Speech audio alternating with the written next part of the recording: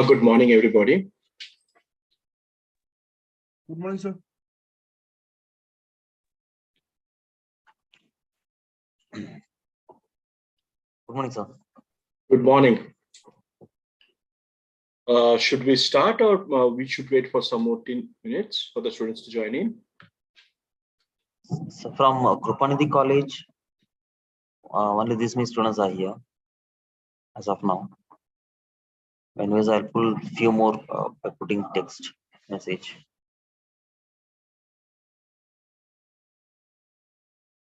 Okay, let me wait for a few more minutes and then we can start. Okay, sir.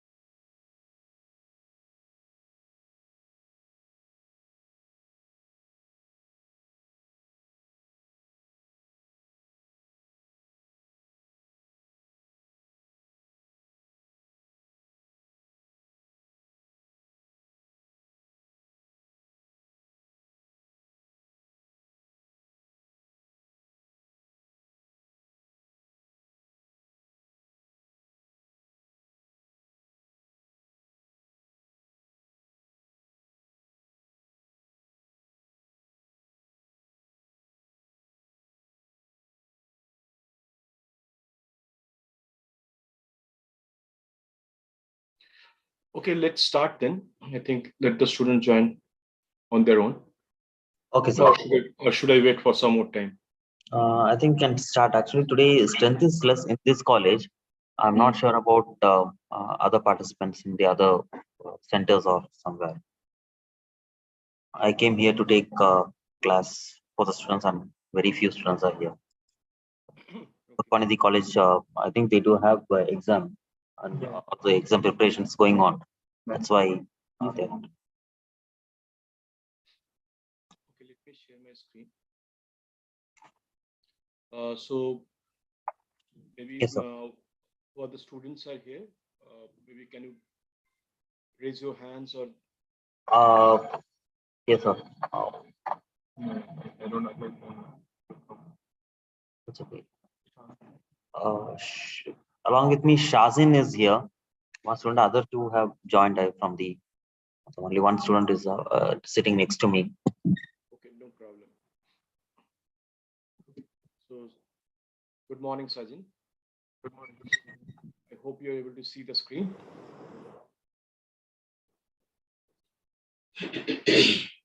So today, what we're going to start is about the 5G. I hope you know what is 5G all about, right? So there's a digital revolution also happening around 5G. So let us understand what are the how basically.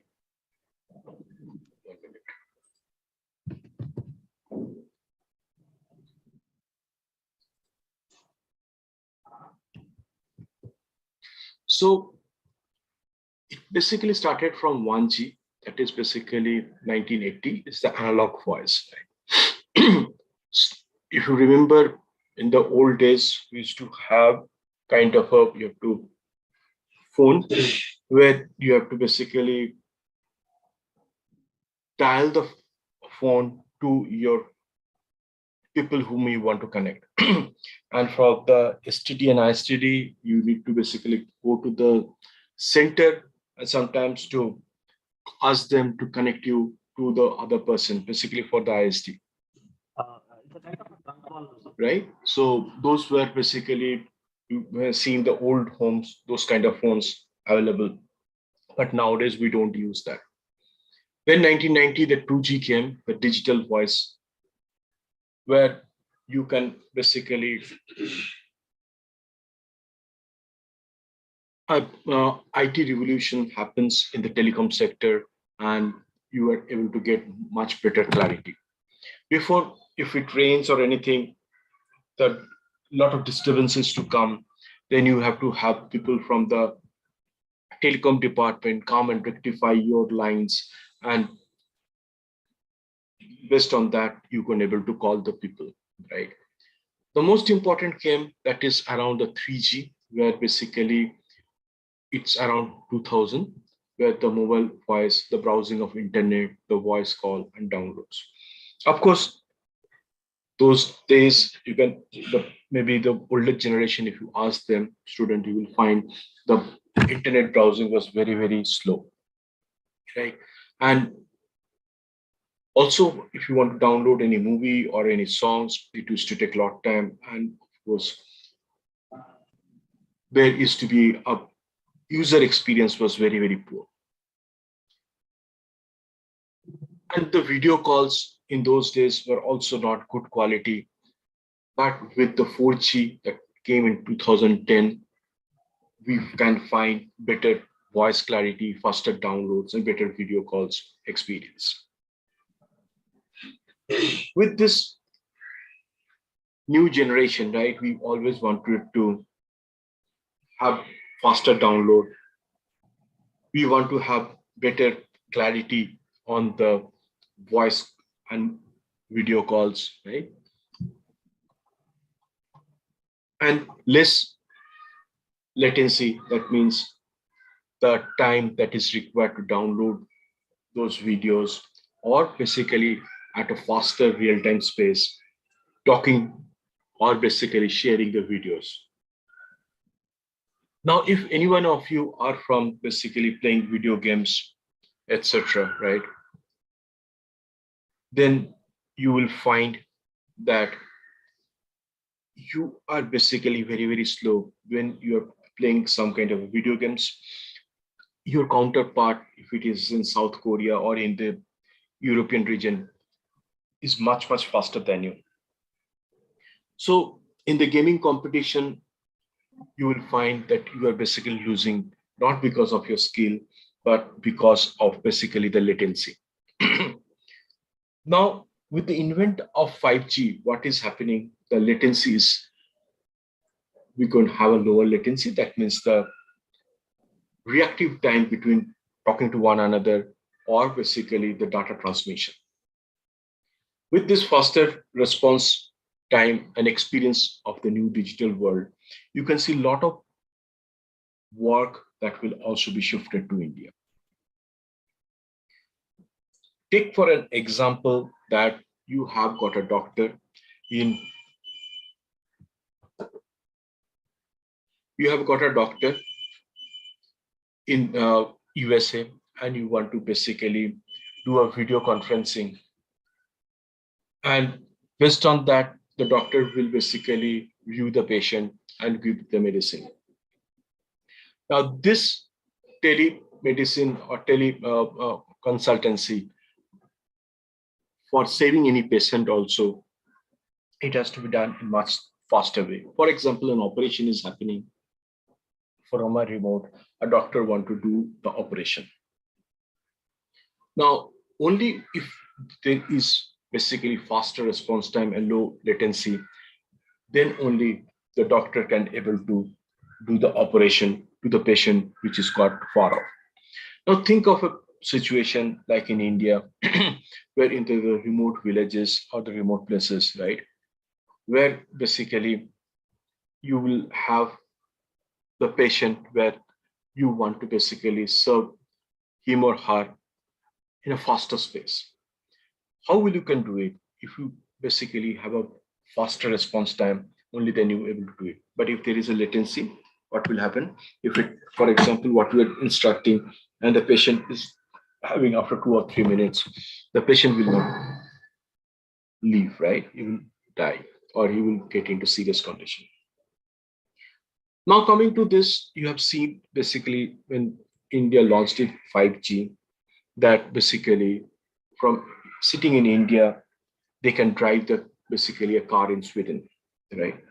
So as you can see, there will be a lot of work, like the PPO organization can come to India. For example, the crane operators or truck drivers sitting in India, you can have kind of a BPO or kind of an organization where you will have the truck drivers or the crane operators going to an office, or from there driving those heavy machines or heavy trucks. Now, there will be a paradigm shift the way we are working and the way the future will be. So, as you know, the cane operators or the truck operators or those operators, the salary in the Western world is quite high, right? And they also don't get basically people who are able to work on those areas because the number of people available is very, very less. Looking at it, what will happen is that there will be a whole paradigm shift where you have got from the low risk, no, basically resources having paying low salary from offshore, you can basically move those work to a country like India, right? So now currently in the IT field, you get educated people who are working into the BPO organization. Now what we will find is that basically people with the skills like the driving a crane or heavy equipment will be sitting in an office and driving those. Another most important thing is that if you have got a kind of BPO organization, you can have 24 by 5 or 24 by 7 operating those heavy machines. And the cost of operation will also come down, which will give better profit margin to those companies. And there will be a lot of job that will be created out of India, right? Or countries like India, where the cost of salary is or the cost of living is lower than those countries.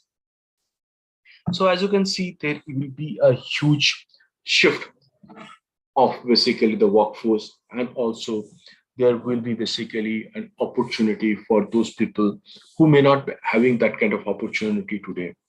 And with this, what will happen, the salary level of those kind of skills will also increase, and you will find basically there is a kind of a paradigm shift that going to happen into the way of working what we are doing today and in the future. Already you can see this has started with the 5G. You have seen that basically the Indians are now doing pretty well in the gaming competition also. And just to let you know, who are playing games on this thing, They have got multiple competitions and this thing, and for which you will have basically a huge money that is also sponsored for this. So any questions, student, till now? Hello, student, any question? No, sir, not it. We can go ahead. Okay. So next, basically, let me basically, as per Wikipedia, what is the definition of 5G?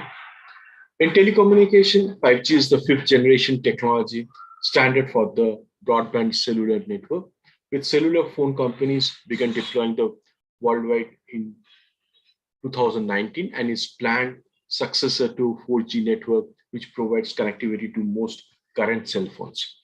5G network are predicted to have more than 1.7 billion subscribers and account for 25% of the worldwide mobile technology market by 2025, according to the GSM Association and Statista. So as you can see, this is a huge growth potential that is happening around the world. Already in India, as you know, Airtel and Jio already are having the 5G, but thing is that you need to have your equipment also to be 5G enabled. That means there is a huge investment in the infrastructure that need to be done and which these companies are doing. And also for an individual with your 4G phone, you cannot get the benefit of 5G. That means you need to buy a new phone or your phone need to be 5G enabled. Like its predecessor, 5G network or cellular network in which the services area is divided into small geographical areas called cells. All 5G wireless devices in a cell are connected to the internet and telephone network by radio waves through a local antenna in the cell. The new network have higher download speeds, eventually up to 10 gigabytes per second, what we call its gets per second. In addition to 5G being faster than the existing network, 5G has a higher bandwidth and can thus connect more different devices. So one of the benefit of 5G is that now it able to connect multiple devices. And as you know, in this world, the more and more the world is growing, more and more IoT devices is also growing.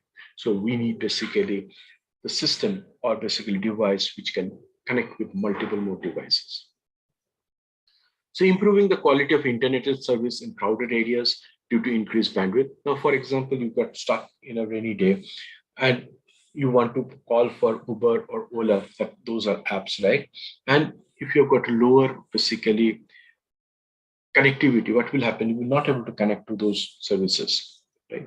With 5G enabled, you will do a faster connectivity of through the apps and you will get your cab much faster. Just think of the experience that you're going to get in current world, right? It is expected the network will increasingly be used as general internet services provider ISP for laptops and desktop computers, competing with the existing ISP such as cable internet and also make possible new applications in Internet of Things and machine to machine areas. Now, that means that basically the IoT will be more used and Industry 4.0 going to get a boost with the 5G, right? Because when you're going to machine, right? So having the digital twin and also interacting with the other IoT devices to enable you have a better functionality of the 4G. So Industry 4.0, sorry. Cell phones with the 4G capability alone are not able to use the 5G networks. So this is why you need to, if your phone is not 4G, then you need to procure a phone with this 5G or your phone has to be enabled to 5G. Any questions, student, till now in this slide? Hello, student, any question? No, sir, no. Move on to the next slide. That is the 5G digital revolution in India. And already, as you can know, it was started. Now we have got two operators and already a lot of data is getting transformed from one place to another using 5G.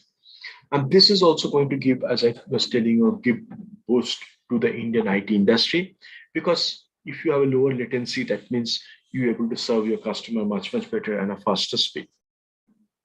Now, of course, if you're working on a ERP, I will basically touch base ERP after this presentation, where basically we'll see how basically using the ERP, you can manage the end-to-end process for a customer, right?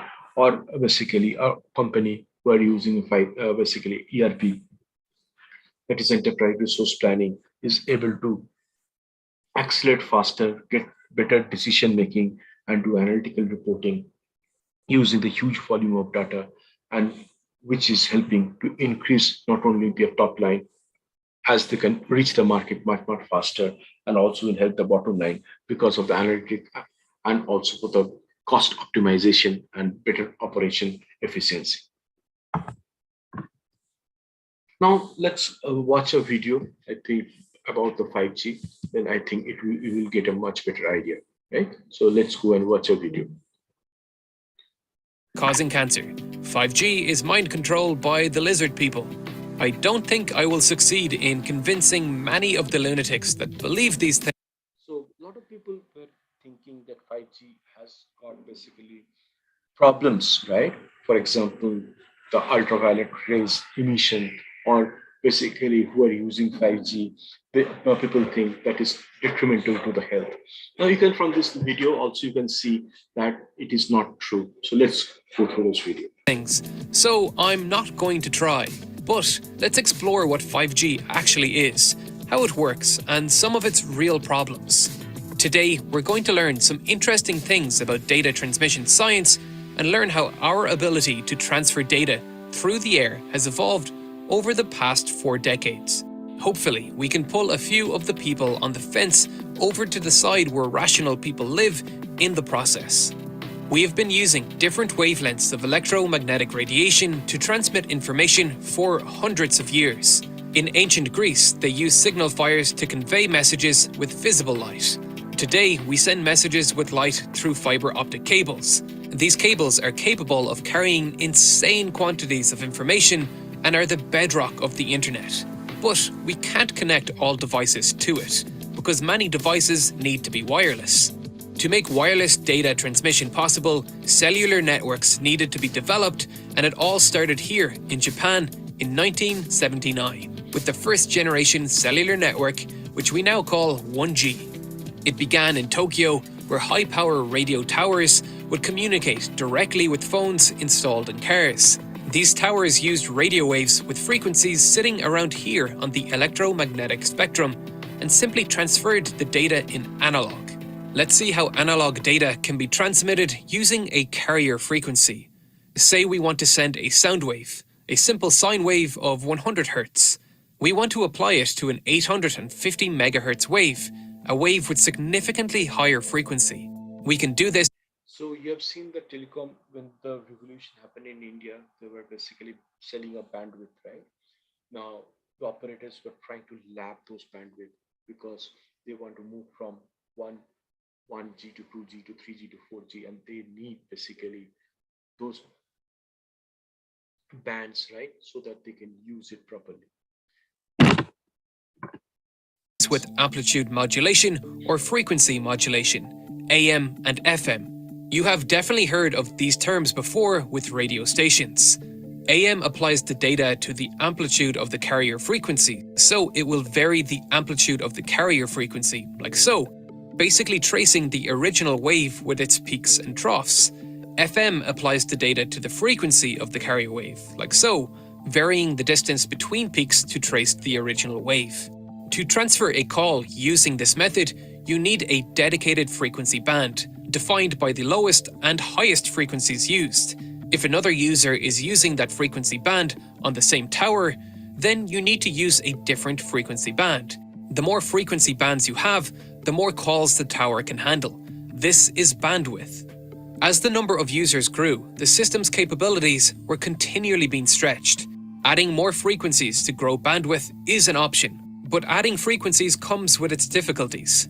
Frequencies need to be licensed, and there is a lot of competition. Weather radar, military communication and security systems, GPS, television broadcasts, radio So you can see for military, they generally use the bands that is not available to the general public, right?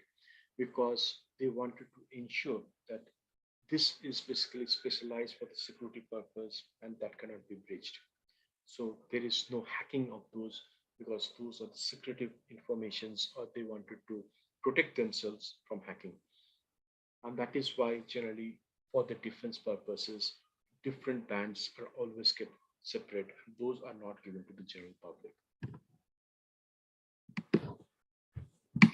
Radio stations, radio astronomy, aviation systems, and air traffic control, they all need their own frequency bands. In order to gain new frequency bands, companies often had to go to auction and purchase the license with huge capital investment. This was done with every new generation of cell network, but a lot was done to cram more data onto a single frequency band through the years. Increasing the number of users that can use the same frequency band can be as simple as increasing the number of towers. Instead of using a single high-power tower to cover an entire city, multiple lower power towers could be used. Frequency bands could then be assigned to individual customers within each tower's range without interfering with the same band in neighbouring cells. This increased the number of users networks could support, but it did not increase the data transfer rates.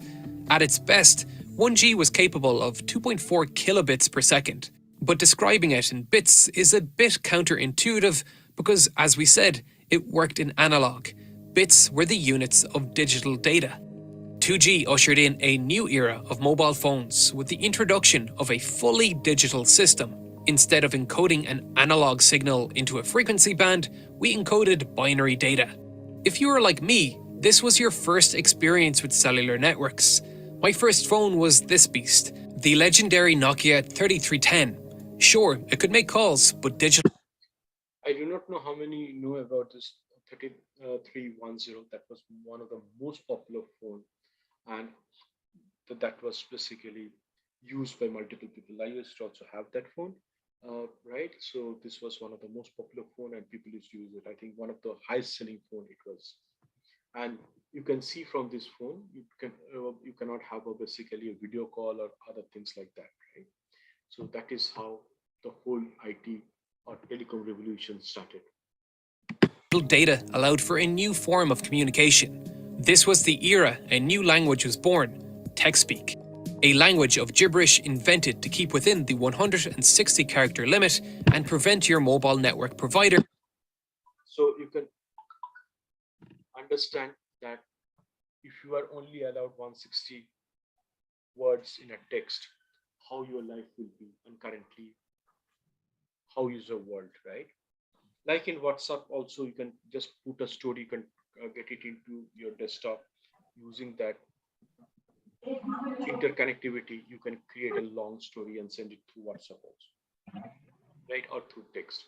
But those days it was not like that. You can only able to send up to 160 characters, right? So you can understand how the world has changed and how we are getting benefited from charging you for 2 texts. In English, each character in that 160 character text was encoded with 7 bits. Therefore, a 160 character text contained 1,120 bits. When 2G was first introduced, it could achieve 9.6 kilobits per second.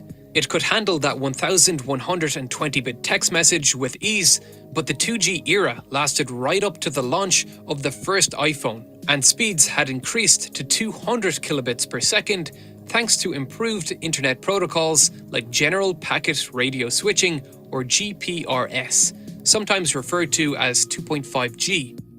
By the time the iPhone 2 launched, 3G was the new hot topic.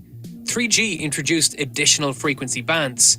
It's estimated that in Europe alone, companies paid over $100 billion in auctions to gain new frequencies. But 3G also made the change to a system that fully utilized the method of data packet switching, which GPRS utilized. Packet switching allowed thousands of customers to share many different frequencies far more efficiently. Here, data was split into smaller data packets. Each data packet contains a header, which contains the address of the destination and information on how to reassemble the data packets. Splitting the data into smaller bite-sized chunks allowed us to make better use of the frequency bands available, instead of trying to find a large gap of availability on a single frequency. These things. Sorry.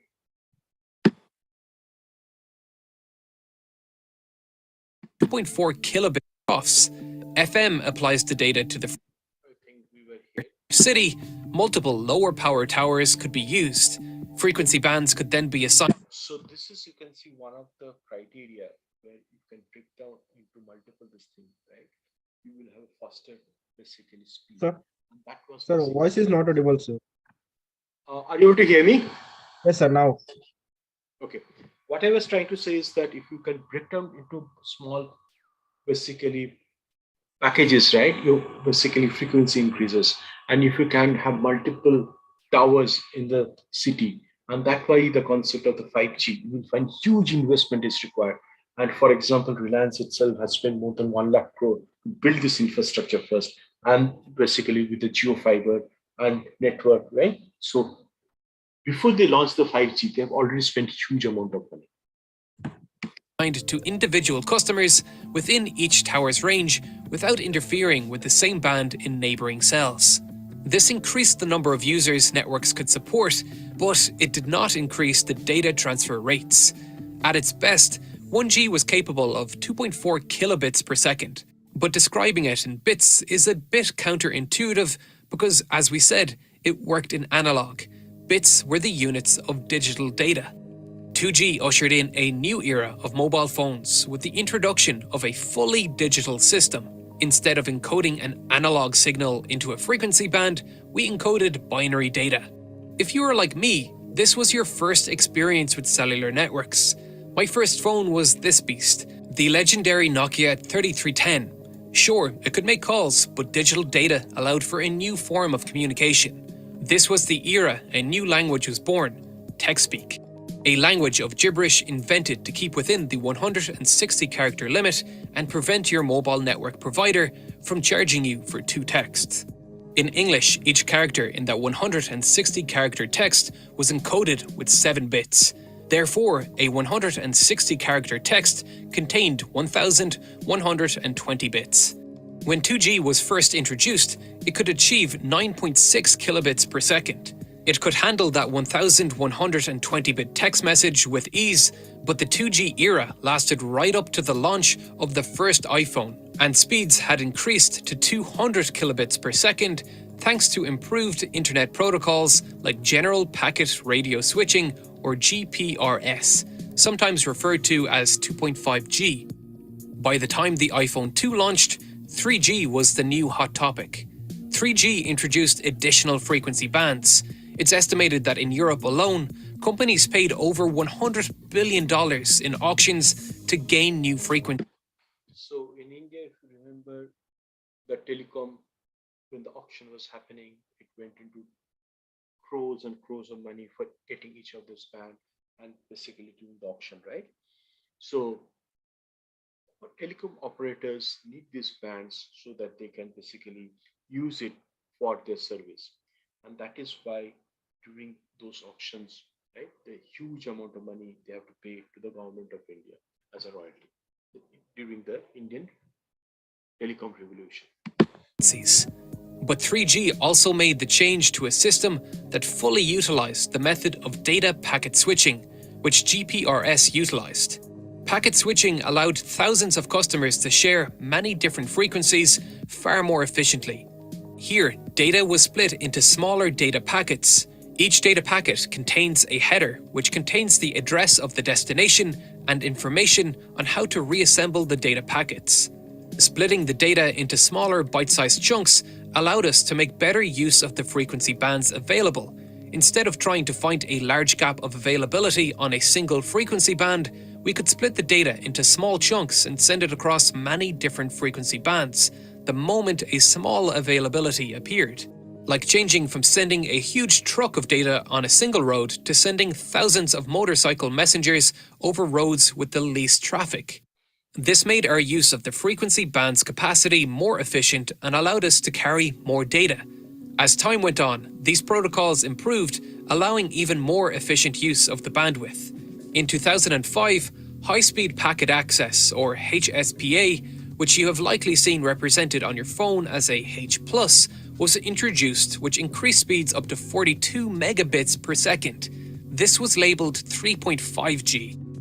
4G introduced a new technology called long-term evolution, or LTE. It introduced even more frequency bands like the 700 MHz band that was previously used for analog TV broadcasts. It also introduced a new way of squeezing more data through the existing frequency bands with orthogonal frequency division multiplexing, or OFDM. OFDM allowed us to send far more data. You are probably familiar with the idea of constructive and destructive interference, where two waves meeting can combine and either enhance or cancel out the amplitude of each other. To prevent this, signals traditionally had to be separated out over time to prevent interference, but OFDM allowed the signals to be squeezed together and overlap, allowing the same amount of data to be sent over a shorter period of time. When the signals arrived, they were separated out and converted to binary data once again. How? I don't know. Magic or math or something. Honestly, the fact we can stream HD movies on our phone without a wired connection should seem like magic to the average person. It has gotten so advanced that we are now struggling to increase speeds without adding new frequencies, but there aren't a whole lot available. So now you can understand when it went to 4G, the issues were happening. They were not able to increase the speed, right? And for that, they need to have a higher, basically, efficiency way of interacting with each other, and where huge volume of data need to be transferred from one place to another, right? To one mobile to another, or using the connectivity. So, network providers are now reaching into the bargain bin and taking out frequencies nobody wants to use: high frequency millimeter waves. Higher frequency waves have normally been shunned for these types of applications. Higher frequency waves just aren't as good at traveling. They get blocked by practically everything, including rain. Think of them like visible light. Unless you have a direct line of sight with a torch, you can't see it. To deal with this, network providers need to install huge numbers of transmitters. Studies have estimated that to bring 100 megabit per second download speeds to 72% population coverage and 1 gigabit per second speeds to 55% of the US population, about 13 million utility pole mounted 28 gigahertz base stations would be needed at a cost of $400 billion. Having this many base stations will help relieve congestion over a single frequency band, but 5G will also be using something called massive MIMO, or massive multiple input, multiple output. These are basically just groups of antennae that are listening and broadcasting to the same frequency bands. This would cause interference, but 5G is also looking to use beamforming, which will allow the antenna to aim at your phone instead of broadcasting the signal in all directions. This, coupled with the fact that higher frequency waves can carry more data, means 5G is reaching speeds of up to 1,800 megabits per second in the US. Higher frequencies can carry more information because we are encoding our information into the wave cycles. Our measure of frequency is hertz, but all 1 hertz really means is that 1 wave cycle is reaching us per second. 10 hertz means 10 wave cycles are reaching us per second, and 190 megahertz means 190 million wave cycles are reaching us per second. Because we are encoding our information into the wave cycles, that means we can encode more information into higher frequency waves. Up until now, we've been using frequencies between 700 megahertz and 2500 megahertz. So, 700 million wave cycles per second to 2500 million wave cycles per second. 5G will allow higher download speeds and lower latency. This will be huge for time-critical technologies like self-driving cars that require rapid communication between vehicles in the network. So you can understand that if 5G is not there, then basically the driverless car, the concept of that, will only be into the drawing boards and not applicable or cannot be used, right? Because you have to, at very fast speed, you need to basically interact and understand the kind of vehicles in front of you or side of you. And you have to take basically using AI, right? The decision how you will maneuver from one place to another. And allow even more devices to join the network to create the Internet of Things. 5G has a lot of potential, and no, it's not dangerous. The electromagnetic spectrum starts on the far left with gamma radiation, which has very high frequency and short wavelengths. Higher frequencies and shorter wavelengths equates to higher energy, and indeed, gamma radiation does cause cancer. Anything over here you need to worry about. But 5G is operating all the way over here towards the lower energy frequencies. Yes, past visible light, which last time I checked, no one is afraid of. Yes, like visible light and microwaves, it's possible to cause heating with high enough powered beams of these wavelengths. This is the only non-crackpot theory I can find on 5G that actually sits in the realm of plausibility. The military even used high-powered 95 GHz beams in their active denial system, which just made the people on the receiving end feel like someone just opened an oven door in front of their face, and it could burn people if exposed for long enough. It's uncomfortable and was intended to disperse crowds. This was essentially a focus beam of 95 GHz light, akin to a massive magnifying glass focusing light to burn a piece of paper. Because yes, just as visible light can be used to cause heating, so can these wavelengths when used in high enough power and intensity. As we said earlier, these frequencies are blocked by rain, and so they certainly can't penetrate your skin, and these transmitters simply don't have the power to cause heating that would be damaging. They are simply too low power, and there are plenty of studies that show that they are not harmful. If you are afraid of 5G in this way, So the question is, are anyone of you are using 5G? If you can just let me know, raise your hands or just come the camera and talk about, are you using 5G or yet to use 5G? The students? Sir, voice is too low, sir. I'm saying, are you able to, are you using 5G? Any one of you? Are you able to hear me? Sir. Hello. Yes, sir. So can you tell me what your experience on 5G from the 4G?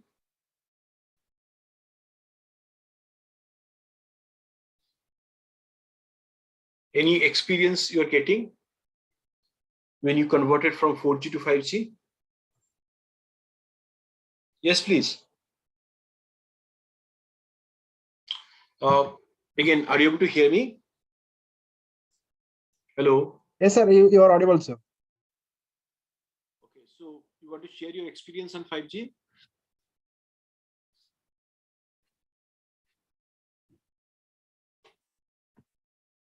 Okay, I think you might as well be afraid of streetlights because they emit higher energy frequencies.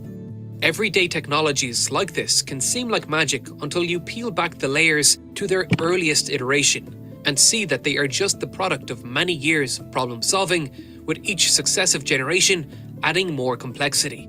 If you'd like to learn more about the... So now let's go to our slide, right? Now, any question till now? Have you understood what is 5G and how the revolution happened from 1G to 5G? Any question? Yes, student. You've got any questions? Okay, if you don't have any questions, then basically we are covering the 5G. So I've understood that you've understood everything in 5G. Because as you can see, there is going to be huge investment, not only on the 5G, there's going to be huge investment on the infrastructure of 5G. So there will be a lot of opportunity for you to get into this 5G, right? Where basically a lot of equipment manufacturer like Nokia and others has also come to manufacture the bases in India, where they're also manufacturing for the 5G equipments. And there are going to be a lot of opportunity for you to work into this space also. So student, do you want to go to some new topic? Hello, students, are you there?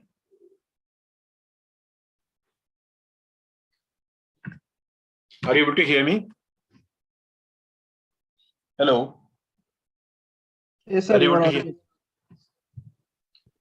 Okay, so I go to the new topic, basically a topic where I'm going to teach you on enterprise resource planning.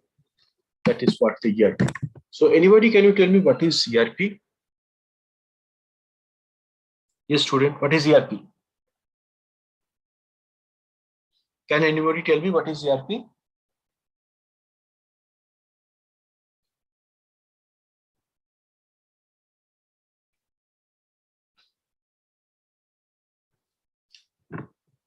So what we are going to learn in today's topic is that the definition of the and the evolution, how the ERP was done and how it facilitates us and how ERP can bring a change into the way the companies are working and also the reporting. And regarding the integrated system approach and benefits of ERP, modules of ERP, the various modules in ERP, right? Of course, if you are interested, we'll go for a case study, or and if you're not interested, we'll skip the case study. And ERP implementation, but for the case study, we need interaction, but which I'm not seeing from you. If you are not interacted or interactive, then it becomes very difficult to have a case study with you, right? The ERP implementation, the vendor selection, the design alternatives and implementation cycles and the problems. And of course, some case studies or exercises. Again, exercises can only be done if you are interactive. Otherwise, you will not do the exercise. So, introduction. The ERP system are software tools used to automate and integrate business processes, manage enterprise data by sharing common data, follow best practices in the industry, produce and access information in a real-time environment. So the most benefit is what? They are going to have the information on a real time, following the best practices that is in the industry that are there. Next, the most important thing is business functions supported by ERP. You've got supply chain, good receipt, inventory management, customer order management, production planning, shipping, accounting, human resources management. So anybody has got any question in this slide? Hello, students. Are you able to hear me? Hello. Hello, students. Are you able to hear me? Yes, sir. You are audible, sir. See how an ERP works. For example, you want to go and buy it, just take it as a laptop from a shop. So what you will go? You will go to a shop and you like the laptop. Now you have got specification that is you want your laptop to be. Now you inquire to the shop, right? Now you say, I want blah, blah, blah, basically specification in the laptop.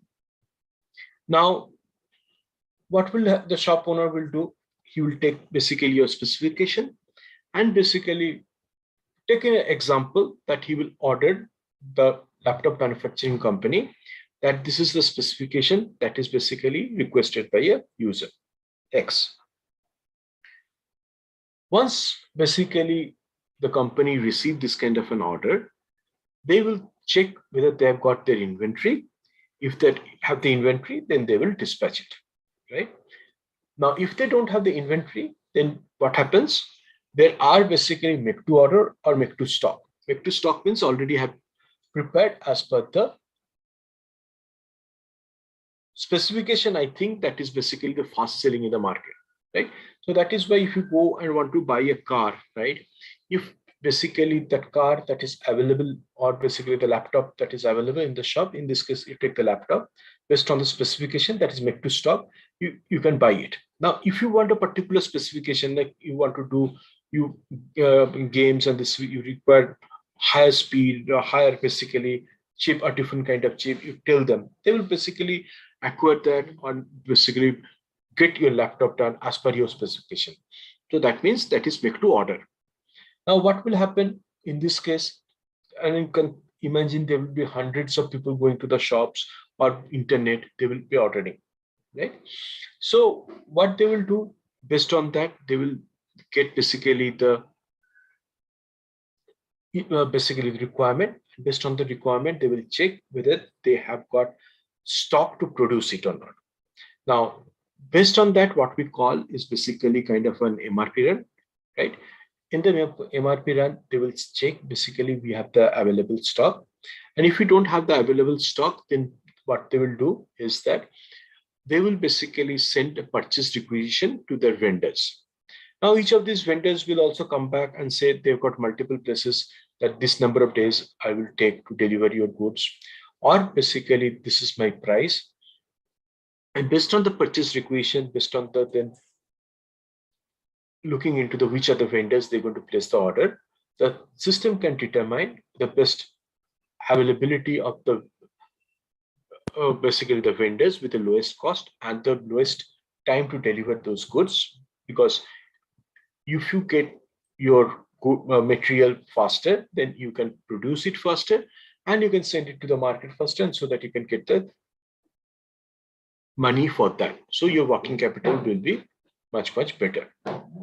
So as you can see, this is an ERP. Through an ERP, you can integrate each and every processes. So after that, what will happen is that when the goods, for example, the raw materials and components or some components, maybe some of them are available in the stock. So they will create a production order. In the production order, they will issue. And some of the materials which is not there, they need to do a purchase requisition, then purchase order to the vendor. And based on that, the goods will come. Then when the goods comes, the GR will be done, the quality inspection will be done, move to stock will happen. And again, from the stock, those components will be what they will be moved, will be sent to the production order, isn't it? So humanly, as you can see, it becomes very difficult. Now, if you think hundreds and thousands and millions of components is getting manufactured, humanly, it is not possible to manage and monitor those things, right? Now, that is why the ERP becomes so much popular, because through which they can manage and control it. So once the production order happens, so that what we call is a BOM, right? Bill of material. And based on that, from the production order is closed and it will move to stock. That is basically stock from where I can sell that product. Now, once I invoice it to the customer, then what happens? Sales happens. And when the sales happens, then basically what happens? You will have a customer, you will have a receivable, you can have revenue. And when the customer pays you, you will have basically cash application has to happen. You will knock off the AR balance and your bank balance will be there. Similarly, you will have, when you procure that material from the vendor, you have to pay to that vendor also, right? Based on that, what will happen? Your outgo of payment will be there. When a customer basically sends you the money, the inflow of fund is there. So now also the business happens on credit, maybe 30 days of credit is given. So you need an account receivable statement, you require an account payable statement, so that you know at any point of time how much of money I am going to receive and how much of money I have to pay. Similarly, you have basically integration with the bank. The banks provide you the bank statements, and maybe the bank automation can happen and knock off of all the bank balances with basically the account receivable you can do, and the cash application. And so the system provides basically a proper reconciliation also. Similarly, when you need to have basically the costing also need to be done when your production is happening. And for that, you need to know what is my variance, and analytical reporting happens where what are the things I can do to lower my cost. So you have got the costing, and with the profitability analysis you can do, right? So when we go to SAP, we call COPA. That is, using the COPA, we can do the profit analysis, each of the product, each of the market line, each of the segments. Based on the configuration, we can do that also. Similarly, you can understand for the people who are working, you have to pay salaries to them. If there are any advance that need to be paid to them, or for example, you have to deduct the taxes. Based on that, you've got basically HR system that will basically process your payroll and during the month end. And based on that, the accounting entries will also flow into the ERP system. So as you can see, the whole thing gets integrated, and this is where you will have basically a system which provides you a proper managing of your overall business. Any question till now? Yes, student. Hello, student. Any questions? Are you able to understand what I'm saying? Any questions?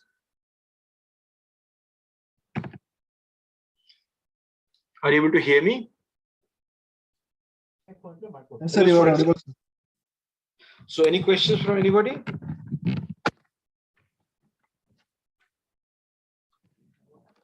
Let's move to the next slide. Now, what we are going to understand, how the ERP system, the evolution of that, and how it has moved, right? So let's go and click this and find it out.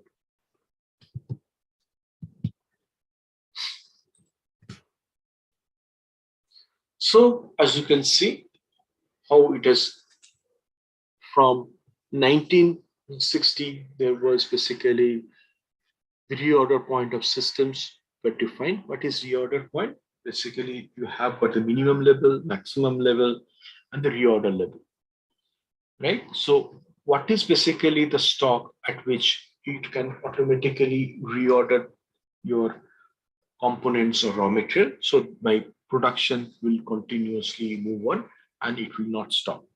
So for that, the companies basically have the reorder level with the manufacturing companies, so that automatically once it reaches that quantity of material in the stock, it populates and generates a reorder quantity that's purchase order to the vendors, because they will also take some time to manufacture it, the components, and send it to the company which is manufacturing.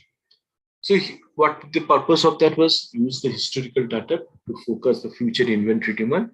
When an item falls below a predefined or mind rate number of level, additional inventory is ordered, right? So based on that, the inventory is ordered. You can go to this thing, Google, and you can search the formula. I'm not going and telling you the formula. Is very simple. So a system need to be designed to manage the high volume of production of a few products with constant demand and focus on cost. So that is how it started. Then what happens? So there is material requirement planning systems, right? That is started in MRP in 1970s, because the production keep on going up and up, and they need to know, as I told you, how basically the components that are available in the stock, or basically those not available need to be ordered over the reorder level. So to optimize your inventory, because if you are not able to optimize your inventory, your cost of operations will also go up and will affect your working capital. So what it does, it offered a demand-based approach for planning and manufacture of products and ordering inventory. So the focus was on marketing, emphasis of greater production, integration, and planning.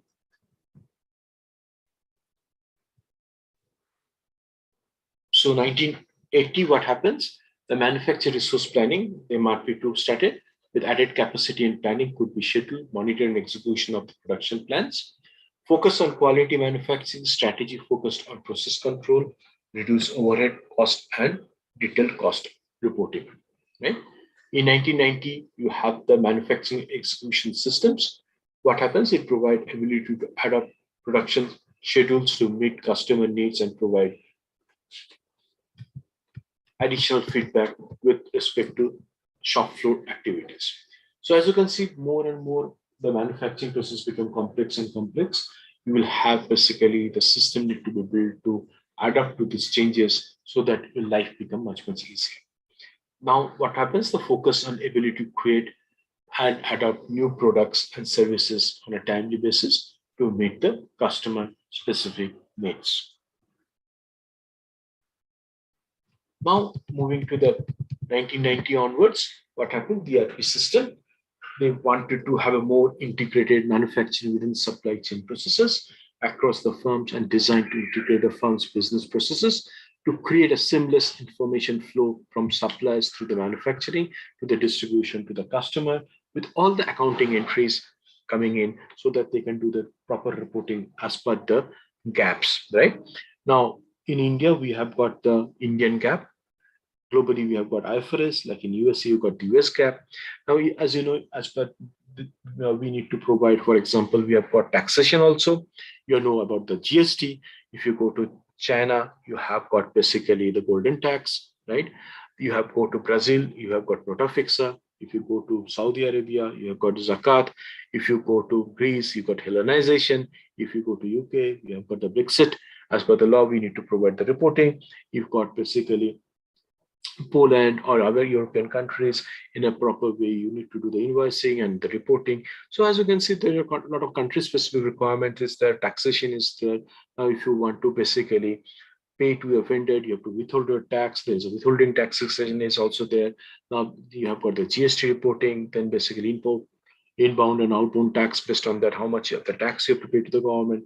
Then you have got that direct tax based on which basically, as you know, your level of income, you have to pay the direct tax, right? As per some rules and regulation. Now, all those things, basically what happens, you require a system to have and basically help you into addressing these issues, right? Now, if it is done manually, as you can see, impossible to do that, this kind of complexity and this kind of a work. Any questions, student, till now? Yes, student. Any questions? Hello, students. Any questions? Are you able to hear me? Okay. I hope you're able to hear me, right? Now we go and understand this, and then basically let's go to the next part. IT development facilities and ERP, the client server computing facilitates the 2-tier and 3-tier structures with processing being enabled at users client level. Now we are coming into more of an SAP, right? SAP is the world's largest leading ERP system. I hope this will be interesting for all of you. And some part of the application runs on user's PC, and most of it resides on one or more application servers. Databases also resides in one or more servers. So IT development facilitates ERP, right? So what are the things? Integrated databases, shared data for all department on relation databases residing at one or more servers. Database management system also provides for database integrity and security. So some of the challenges in ERP system, ERP software proposes or processes on the organization. These are best practices in the industry. So what happens if industry specific practices are there? Now they can be a challenging or can be basically different from the industry best practices. So one need to think which are the things one need to adopt. If you don't adopt the industry best practices, whatever the practices you are doing may not be as per the industry standard. Practices that can be seen as best way in the industry to perform the processes. So it is always better to go for standardized, harmonized way of doing the business and as per the industry best practices, which will enable you to have the better optimization and also better process control when you are adapting to the best practices.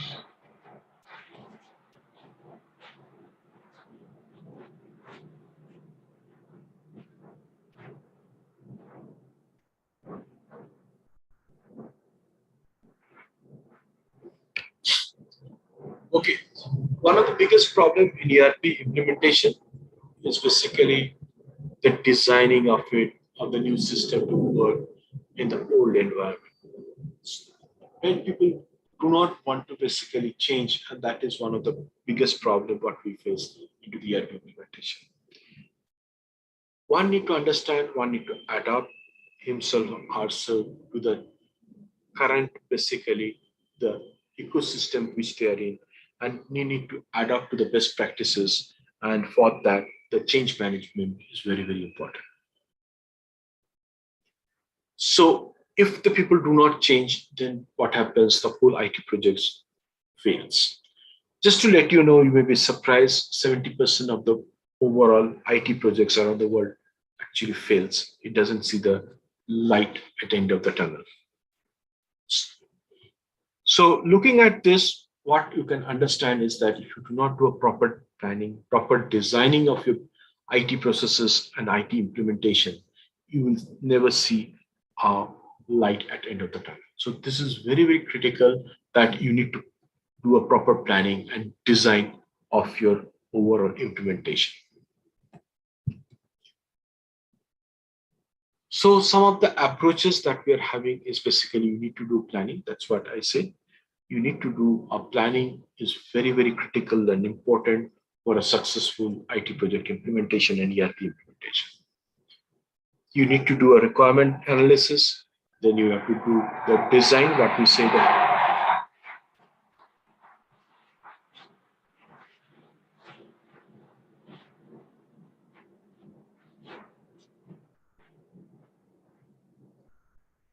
So what is as a study, and based on the as a study, you need to prepare a 2B. Now that is the design, a detailed design, implementation, maintain and continuous improvement. That is what is kind of a deployment approach. Of course, there are basically multiple ways one can do it. One is a waterfall way, one is basically using the agile way. And SAP currently is basically the Activate methodology that we use. Before there used to be ASAP methodology that was used. Right? So I'm not going into in depth of each of those processes or this thing because one need to adopt to those basically methodology and when to improve for the implementation. As you know, with the agile base coming in, you have the DevOps also coming in, and based on that, how you can basically small sprints you can create so that you can have the basically the early fruits of your implementation success. So those are basically another topic. If you're interested, I can go through those, how the agile and DevOps works and how basically the implementation process can add up. So just let me know if you're interested. I will speak about those or I will skip and move on to the next slide. Yes, student. Are you able to hear me? Hello, students. Are you able to hear me?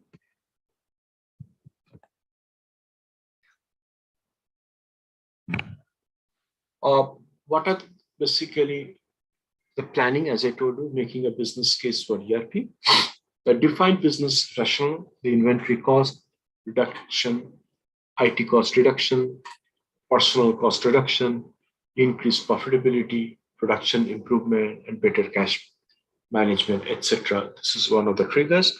How you can reduce your TCO, the total cost of ownership. That is what is looked into overall IT implementation. How can you can reduce your technical debt and improve the efficiency and also basically manage your operation better.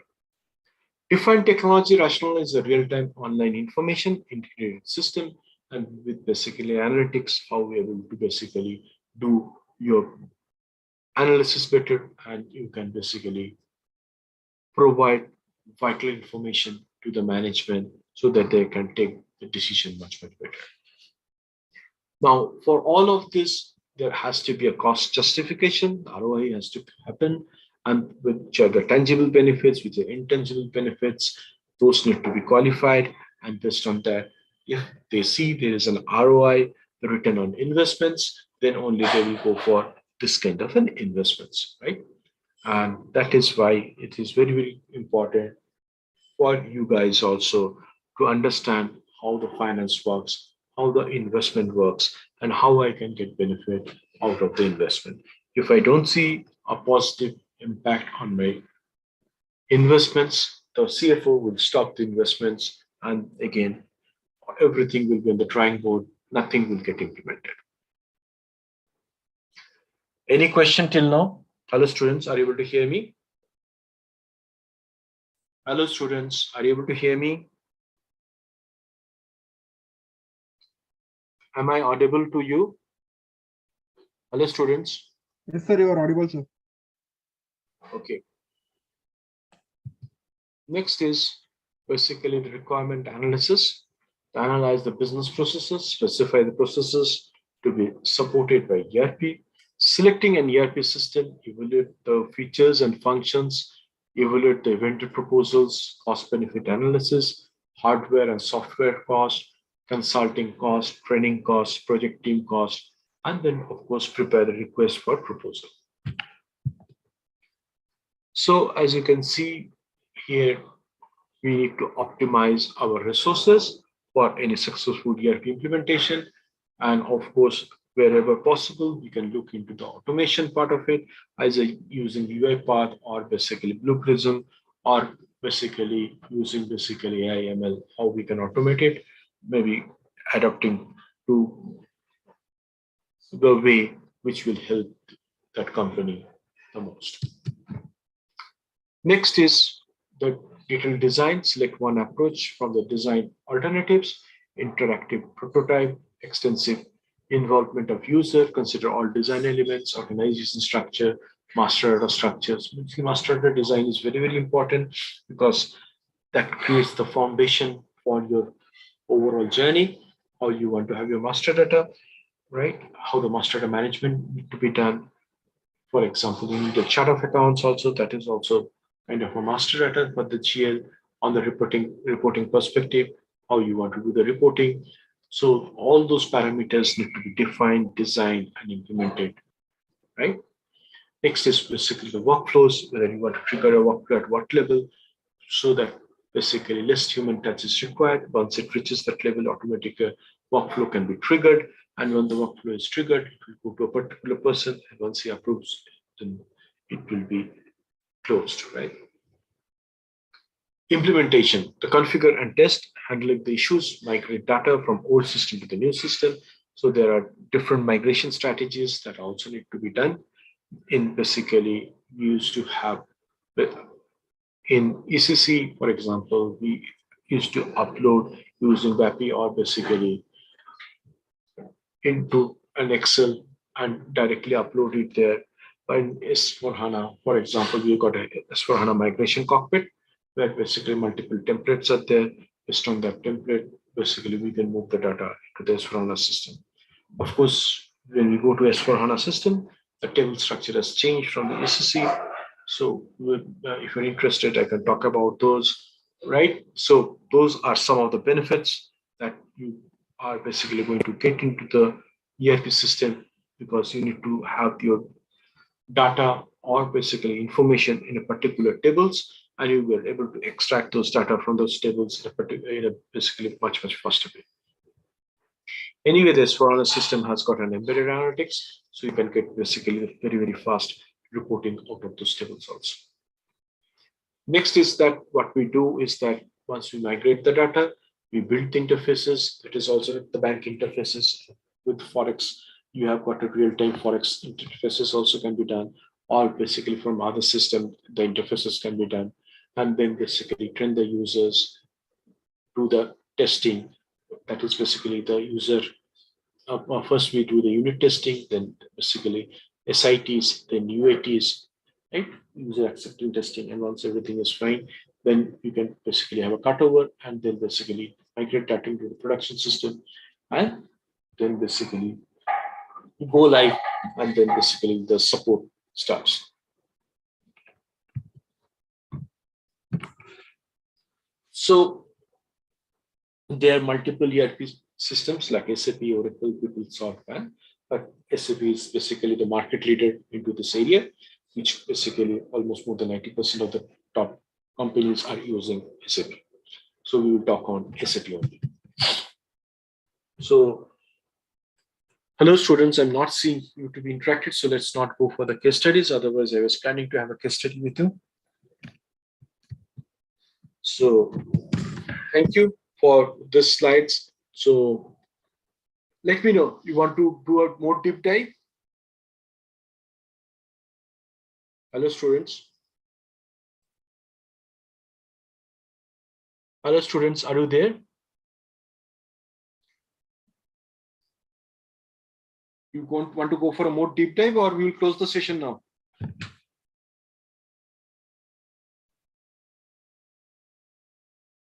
Hello, students. Well, I'm not hearing much from you. So maybe I want to be more interactive with you, right? So I think then let's close the session for today. And I want to wish you all a very, very happy weekend. Thank you, everybody. Thank you, sir.